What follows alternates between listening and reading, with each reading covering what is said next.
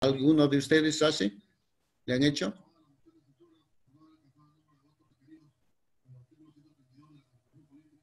¿No? Fíjense, aquí esta persona, esta es una prueba epicutánea a nivel del antebrazo, en la cara anterior del antebrazo. Entonces le colocan una serie de elementos, por ejemplo acá, del gato, del perro, del caballo, etcétera. ¿Qué son estos? Son pelos que les ponen así, ¿ya? Entonces, como consecuencia de ello, ven la reacción del organismo frente a esos elementos. ¿Cómo se observa? Mediante la aparición, pues, de una serie de pápulas, así, pápulas edematizadas. Y dependiendo del tamaño de esa pápula, entonces se va a determinar si esa persona es alérgica a tal cosa, ¿no? Acá eso es lo que se lee. Y fíjense, ¿cómo es la forma? Gota del extracto del alergeno glicerinado. Ojo, yo no estoy diciendo que el pelo del gato acá, sino que son extractos lo que se sacan. Es introducido en la epidermis con una aguja hipodérmica, ¿no? U otro dispositivo que con este caso. Levemente, sin necesidad de sangrar. Hay que cuidar de que no sangre. Después, si nuestro organismo es reactivo a eso, después de 15 a 20 minutos se hace la lectura. El control positivo, que es la histamina, ahí está, porque la histamina pues es consecuencia de ello, y el control negativo, que es una solución fisiológica. La reacción positiva se mide pues mediante el diámetro de la pápula, ¿no? Mayor de 3 milímetros. Eso es lo que se determina a nivel de laboratorio.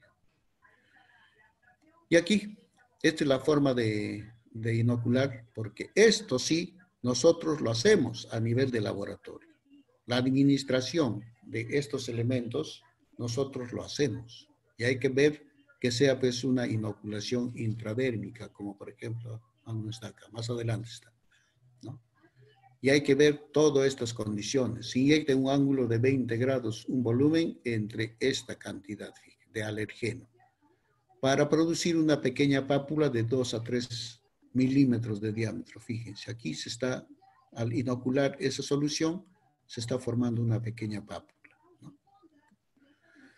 Puede haber falso positivo por el mismo hecho de que nosotros le inyectamos un volumen mucho mayor, ¿no? Mucho mayor que esto. Entonces, va a haber problemas. Falso negativo, que nosotros no sea intradérmica, sino subcutánea, ya para adentro, ya muy profundo, ya lo inoculamos. ¿Qué cosa ya va a hinchar? Pues ahí, acá. Eso es lo que se determina, jóvenes, así, de esa manera, mediante estas pruebas. Bien, en este caso tenemos ya la segunda fase, o mejor dicho, el segundo tipo de hipersensibilidad, el tipo 2. Aquí ya va a haber la participación de anticuerpos acá. Va a haber participación de anticuerpos. Y como tal, jóvenes, dice, son mediadas por anticuerpos, frecuentemente o fundamentalmente IgG, que reconocen antígenos en la superficie celular o matriz extracelular. Aquí ya no hay IgE, sino ya es IgG, ¿no? Los mecanismos efectores, fíjense, 3 formas. Van a activar el sistema del complemento por vía clásica, la vía clásica que participan los anticuerpos. Fagocitosis mediadas por ¿cómo se llama? La fracción F, la fracción R del complemento, y la citotoxicidad mediada por células dependientes de anticuerpos, cuyas siglas son estas. 3 formas de mecanismos efectores. ¿De qué maneras? Aquí está la activación del complemento, la ozonización y la fagocitosis, que van a permitir aquí, y finalmente este tipo de la citotoxicidad mediada por células dependientes, aquí está. Son los 3 ejemplos que van a causar este tipo de hipersensibilidad. Y como tal, jóvenes, fíjense, en el caso de la hipersensibilidad tipo 2, las reacciones dependientes del complemento van a conducir a toda esta serie de consecuencias. anemia hemolítica, eritroblastosis fetal, púrpuras vasculares, glomerulonefritis y reacciones post-transfusionales. Las dependientes de células, rechazo de injertos, destrucción de células neoplásicas. Y la otra, mediada por anticuerpos, la disfunción celular, la enfermedad de Graves y la miastenia gravis. Entonces, todos estos elementos se observan en aquel tipo de hipersensibilidad mediada por anticuerpos. Y como tal, jóvenes, aquí tenemos el tipo 2, que es esto de acá, la anemia hemolítica.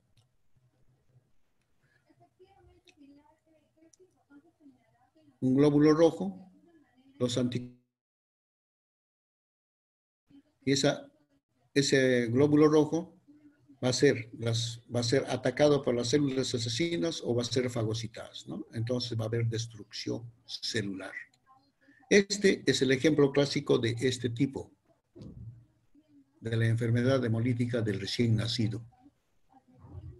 Y la enfermedad hemolítica del recién nacido, ¿ustedes en análisis clínica han entrado ya en hematología? Sí, profesor, ya llevamos aquí. Sí. ¿Ya han llevado esto? Sí. Entonces ya saben, ¿no? Padre, o sea, RH positivo, madre RH negativa, todo eso. Entonces ya para que ya se han llevado, ya para que les voy a explicar bien. Muy bien. ¿Qué hora es? No me vaya a pasar el tiempo y ya estará activado ya a las 5 y ¿A qué hora es, profesor, el paso? 5:30, 5:30. Falta todavía. En el caso de la hipersensibilidad tipo 3, que es mediada por complejos de anticuerpos, porque aquí, fíjense, un anticuerpo, otro anticuerpo que están combinándose con los antígenos. Estos complejos de anticuerpos van a estar aquí presentes a nivel intravascular en los conductos sanguíneos, que pueden ser conductos sanguíneos pequeños, y todos estos van a formar un complejo que en vez de apoyar, lo van a obstaculizar a este conducto, ¿no? Y como consecuencia de esa obstaculización o de ese bloqueo de ese conducto, va a haber daño pues a nivel de las proteínas o de la pared de estos conductos sanguíneos. Eso es lo que condiciona. A ver, Beverly, Valentina.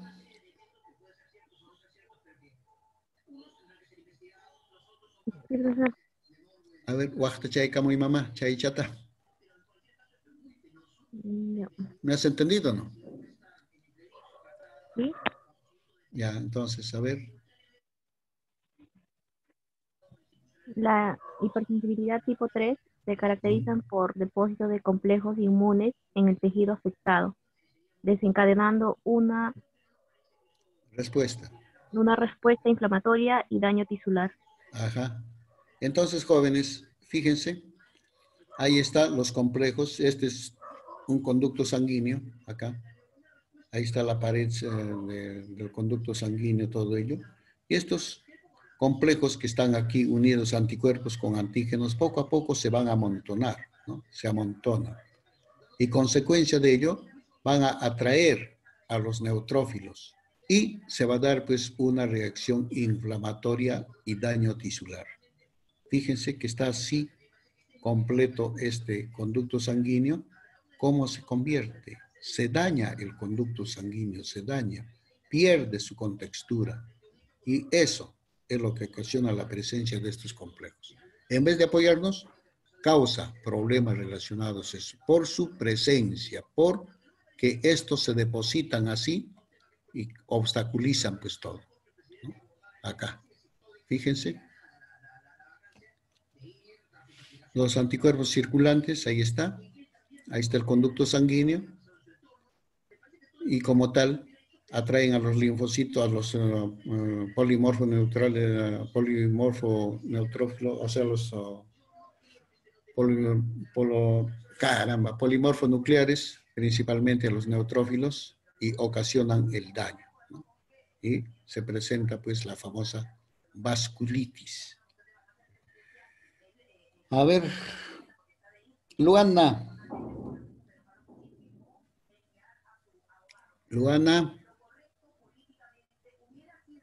Aquí estoy, profe. ¿qué estarás haciendo, oye, bandida? ¿Estás tomando tu lechecita? Muy bien. Es bueno alimentarse. A ver, hijita. Leo. No, canta. Ya. Hipersensibilidad tipo 3. Se forman en la sangre complejos inmunes solubles agregados de anticuerpos inmunoglobulina G e inmunoglobulina M, que son depositados en varios tejidos, como la piel, vasos sanguíneos, riñón y articulaciones, donde dispara una respuesta inmunitaria en la vía clásica de la activación del complemento y causan vasculitis, glomerulonefritis y artritis. Hay dos etapas relacionadas al desarrollo de complejos inmunes. Primero, el complejo se forma cuando los anticuerpos inmunoglobulina G e inmunoglobulina M se unen al antígeno, luego de lo cual los complejos se tornan de mayor tamaño, lo que pueden ser eliminados del cuerpo. Es en la primera etapa de esta formación que no es posible eliminar estos complejos antígeno-anticuerpo del organismo, por lo que son esparcidos y depositados en los tejidos mencionados. La reacción puede tardar desde varias horas hasta días para desarrollarse. Fíjense entonces, ya gracias, Luana. Fíjense, jóvenes, cómo es el que pues actúan esto. No actúan, sino cómo se presentan, ¿no? Por querernos ayudar a combatir a los antígenos, estos forman complejos y en vez de apoyarnos, adquieren cada vez mayor el tamaño y ya no pueden ser eliminados. Y consecuencia de ello ya causan pues el problema relacionado a la vasculitis en diferentes tipos de conductos sanguíneos. Y fíjense, el depósito tisular que estamos hablando acá, esparcidos y depositados en los tejidos, el depósito tisular va a conducir o va a estar dependiendo de la característica del complejo inmune y de las características de los vasos que irrigan pues el tejido. Acá, la cantidad, el tamaño, la carga eléctrica, densidad de fragmentos, composición de IgG potencial y el aspecto patogénico. La patogenia que esto ocasiona. Y en cambio, en las características de los vasos que irrigan el tejido, el depósito a nivel de capilares, que son los más pequeñísimos, los sinoviales y glomerulares y pequeños vasos. Todo esto, jóvenes, va a conllevar pues a este tipo, a enfermedad local, la reacción de Artus, y a la enfermedad sistémica, la enfermedad del suero, el lupus eritematoso, artritis reumatoide, glomerulonefritis membranosa y la vasculitis, ¿no? En cualquier parte del cuerpo.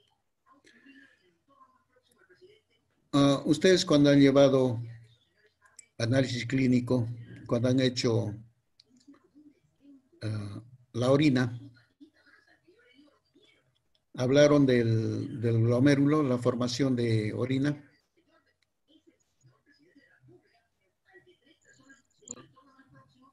¿Aló?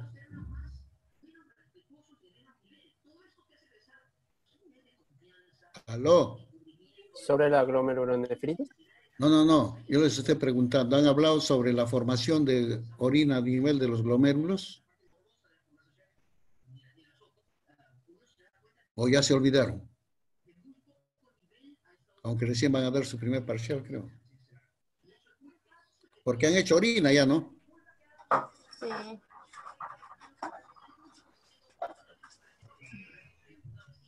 ¿Aló? Que yo me acuerdo, creo que sí lo mencionó, pero o sea, no, creo que es algo de que ayuda a filtrar para la formación de la orina. ¿Que no han hecho cómo se forma la orina?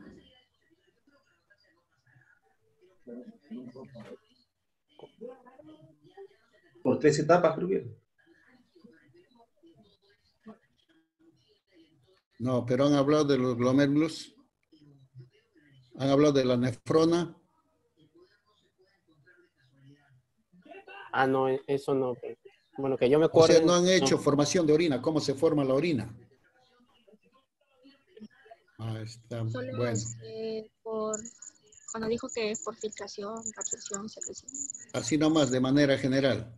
Pero no les han hecho la fisiología renal en la formación de orina. Ah, no, eso es de la fisiología renal, eso lo llevamos en lo que es fisiología animal. Ya, Pero en entonces clínico sabrán, pues solamente entonces. todo es patológico, o sea, solamente es diagnóstico clínico y tratamiento, no nada de concepto sobre lo que usted menciona. Pero muy bien, entonces, a ver, aplicando, porque todo eso es aplicativo. Entonces, ¿cómo se forma la orina? A ver si han hecho ya en fisiología Profesor, animal.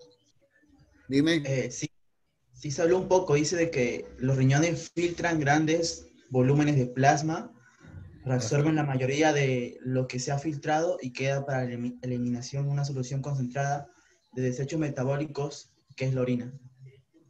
Ujú. En esos están los procesos de filtración, reabsorción y Ajá. secreción. Claro. Ahí está, pero han hecho, pues, entonces. A Sino ver, lo que ustedes, eso es lo que llama la atención, jóvenes, que ustedes así vayamos así, no tienen más formas de cómo ampliar. Se contentan con lo que les da, ¿no? Las 3 fases y listo, ¿no? En cambio, en esto, por ejemplo, de la filtración, para eso participan pues muy bien a nivel de las nefronas los glomérulos, ¿no? Esos glomérulos va a estar introducidos en una cápsula. ¿Cómo se llama esa cápsula? Ahí sí les doy el crédito.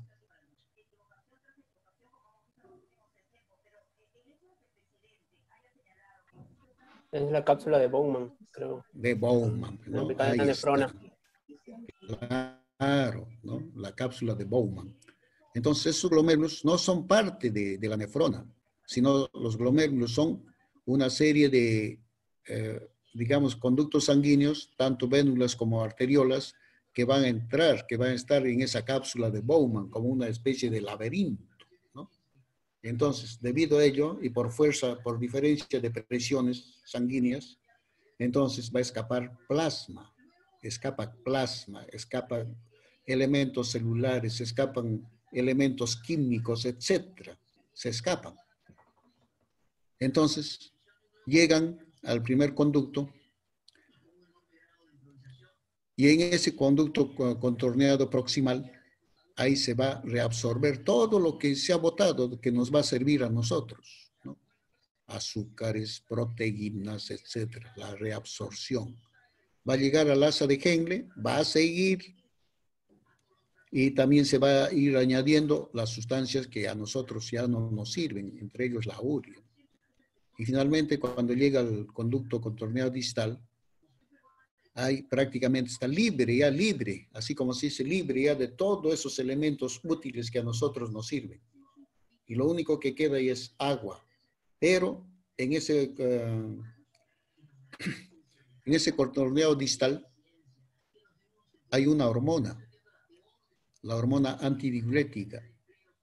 Esa hormona antidiurética te va a jalar prácticamente todo el agua, te absorbe todo el agua.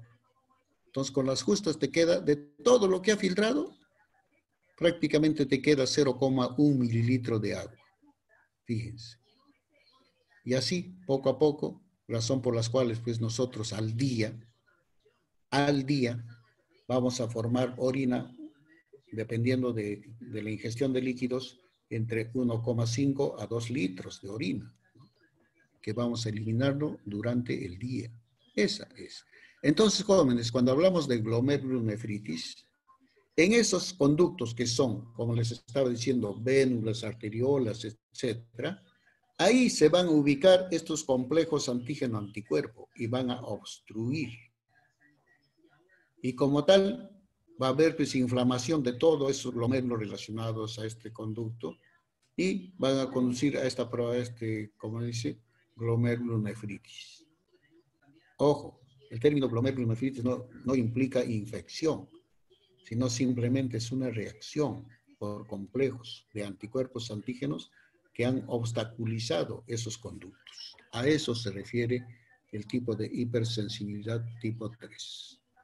Y como tal, jóvenes, nosotros como biólogos también debemos hacer para su diagnóstico esto. Debemos determinar los complejos inmunes a través de una citometría de flujo, un ensayo inmunoenzimático, un ensayo de conglutinina y actividades del complemento. Pues tenemos que ver estos, medición.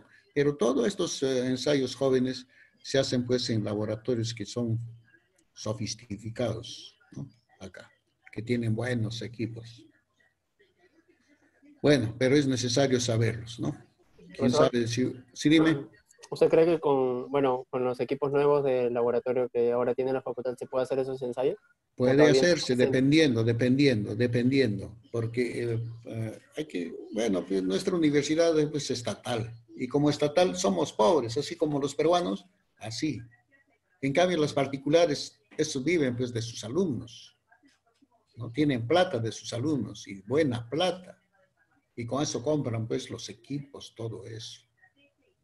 Pero no, por eso no nos vamos a quedar así conformes. Poco a poco vamos a tener que adecuarnos a todos los adelantos tecnológicos que se tienen en cuenta. Entonces hay esperanzas de que, a ver, con los nuevos equipos que están trayendo, todo eso. Por ejemplo, ya tenemos el equipo de ELISA ya tenemos ya. Falta que funcione nomás ya. La citometría de flujo, ahí. Cámara de flujo laminar, ahí. Todo eso ahí. Pero para determinar los fragmentos bioquímicamente, bueno, habría que comprar todavía unos equipos que son utilizados en la bioquímica.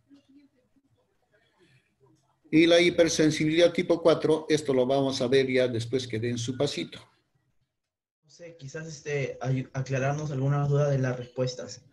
Ya ahorita, ya. A ver, dígame. A ver, voy a dejar de compartir. A ver. ¿Qué duda tienes?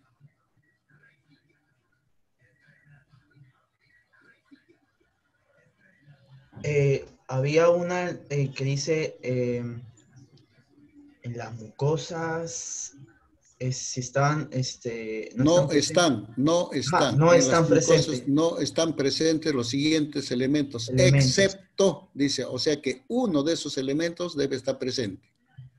¿Y cuál es ese elemento? Que todavía se había denominado secretora. No sé. ¿Cómo no sabes? Es desmosoma. ¿A qué inmunoglobulino se llama secretora? IgA. La IgA, pues la IgA. Sencillísimo para responder, jóvenes. Y ya, bueno, gracias. Ya, fatal el destino, ¿no? Ya, vamos a continuar. Muy bien, jóvenes. Les estaba mencionando, ¿con qué nombre se le conocía este tipo 4? La una era anafilaxia, la otra era mediada por anticuerpos, la otra era mediada por complejos. ¿Y esta? ¿Mediada por qué? ¿Qué ven acá? Ese es, según la imagen anterior, es un alergeno. ¿Alergeno va a ser así con todo esto de acá? Complemento, ¿será? No, complemento. ¿Cómo se complementa esto así con estos prolongaciones? ¿Anticuerpo? Antígeno. Madre mía. ¿Qué son estas prolongaciones? Tipo pseudópodos. Ahí te digo. ¿Ah?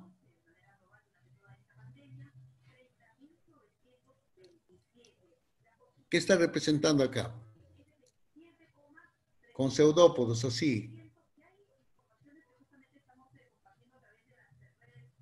Madre mía, esto ya se han olvidado ya. Fagocito, pues fagocito. Es decir, ese tipo de hipersensibilidad es mediada por células, razón por las cuales se llama hipersensibilidad tardía, ¿no? Tardía. Y como tal, jóvenes, vamos a ver acá. En este caso, como les decía, por células, son reacciones mediadas por linfocitos T. Ahora, el mecanismo efector, la respuesta va a ser inflamatoria por estos linfocitos T y macrófagos activados. Como les decía acá, esto pues es un fagocito, un grandazo todavía. Otra respuesta inflamatoria mediada ya no por linfocitos T4, sino linfocitos T8 citotóxicos. Entonces, como consecuencia de ello, esta respuesta se puede desencadenar, ¿por qué? Por la presencia de proteínas extrañas, por la presencia de aptenos. Esto justo les había dicho que me recuerden, pero parece que nadie se ha recordado y me va a ganar ya el tiempo. Y aquí tenemos la respuesta, pues. Ahí está. Fíjense, los linfocitos T4 se van a combinar aquí a un nivel de tejido celular, un conjunto de células, van a liberar citoquinas y fíjense lo que va a pasar. Va a suceder un proceso inflamatorio de estas, por acción de estas citoquinas que están acá. Estas células se van a inflamar, ¿no? Va a haber acción de esto. Y como consecuencia de ello, nosotros lo vamos a poder apreciar en este sentido. Mientras que en la otra reacción acá, las reacciones mediadas por los linfocitos T8 van a lesionar los tejidos por producción de lisis celular directa. En cambio, aquí hay inflamación y aquí hay destrucción celular. Eso es lo que se observa. Pero, ¿por qué? A ver. Vivian o Linda. Sí, profesor. A ver, lee esto, madrecita linda. Reacción de hipersensibilidad retardada. La primera fase involucra el procesamiento y presentación por las células presentadoras locales a los linfocitos T en los nódulos linfáticos. Luego, en un contacto posterior, estos linfocitos T1 sensibilizados reconocen al antígeno y liberan citoquinas, que actúan sobre la pared vascular. Esto provoca el reclutamiento de fagocitos y plasma al sitio de ingreso, causando una reacción inflamatoria visible. Ocurre 48 a 72 horas de lo contacto con el antígeno específico y el sujeto previamente sensibilizado. Ajá. Esa es la fundamentación de esta reacción de hipersensibilidad retardada. ¿Pero de qué manera? Fíjense, ahí está el antígeno, el linfocito de memoria, elimina las citoquinas, los macrófagos se van activados y hay una acción inflamatoria. En este sentido, jóvenes, acá, una de las principales formas para nosotros identificar ese tipo de reacción retardada es a través de la prueba de la tuberculina, ¿no? Entonces, su aplicación sirve para determinar si un individuo ha estado en contacto con Mycobacterium tuberculosis por vacunación o infección. El fundamento, es, ya lo mencionó su compañera, tras la inyección de tuberculina se produce una respuesta inflamatoria local en individuos sensibilizados mediante los linfocitos T, lo que producen interferón y con activación de microorganismos y liberación de citocinas y quimiosinas. El PPD, que es también el derivado proteico purificado, acá, es una mezcla compleja de péptidos carbohidratos derivados del Mycobacterium tuberculosis. Antes era la tuberculina, ahora es el PPD. ¿Pero en qué sentido? Ahí está. A esta prueba de tuberculina también se le conoce como la prueba de Mantoux. Y aquí, fíjense, intradérmica no es subcutánea, se está inoculando y se está formando la pápula. Acá, ¿no? Una vesícula. Esta vesícula que se hace, que se toma, se va a dejar de 48 a 72 horas. No, mejor dicho, hasta 48 horas. Y la lectura se va a hacer a partir de las 48 horas hasta las 72 horas. En tal sentido, jóvenes, ¿cómo es la inoculación? La correcta, la incorrecta, casi vertical, y el incorrecto, que ya es subcutáneo. Pues no, ya no sirve ya eso. No es aplicable. Y la lectura, acá, correcto, incorrecto. Se debe medir el diámetro de la pápula, no toda esta línea roja que hay, sino solamente la pápula. Y como tal, jóvenes, eso va a determinar si esa persona ha entrado en contacto con el Mycobacterium tuberculosis o no ha entrado en contacto. Y esto también nosotros lo hacemos. a nivel de laboratorio. Y finalmente, como estamos en pandemia, ¿qué nos queda? Solamente mirar pues, un paisaje estando encerrados en nuestra casa, ¿no? Hay que imaginarnos que estamos en el campo, paseando, gozando del aire libre, todo eso. Solamente recuerdos de hace 6 meses, ¿sí o no? Muy bien. Entonces, eso es lo que queda, jóvenes. Les estaba hablando de los aptenos. Me faltará menos de 2 minutos falta. A ver, de todas maneras. El apteno les había dicho que es un antígeno, pero que no cumple con un requisito, su peso molecular que es bajo. Pero este apteno, o sea, es decir, el apteno, definiéndolo, es una molécula proteínica que no tiene, o es que es incapaz de inducir al sistema inmune a producir anticuerpos contra este. Es incapaz. Pero este apteno se puede unir con una proteína propia de nosotros, con una proteína propia de nosotros. ¿Por qué? Porque es una proteína de bajo peso molecular. Se puede unir. Y la proteína así más común en nosotros es la albúmina. Y la albúmina también es de bajo peso molecular. Pero si se une este apteno con la albúmina, ya va a aumentar de peso molecular. Ya aumenta. Y se convierte ya en antígeno ya. Pero nuestro sistema inmune no lo va a reconocer como antígeno así proveniente de un proceso infeccioso, sino lo va a reconocer como un antígeno conocido como alergeno. ¿Y qué va a formar? Ya ustedes lo saben ya, va a activar a las inmunoglobulinas E y como consecuencia de ello también va a sensibilizar. El ejemplo ya no los puedo dar por el mismo hecho de que ya me gana el tiempo. Ya. Ahorita ya se vence. Ya después ya les explicaré bien. Muy bien, jóvenes. A estudiar que nada les cuesta.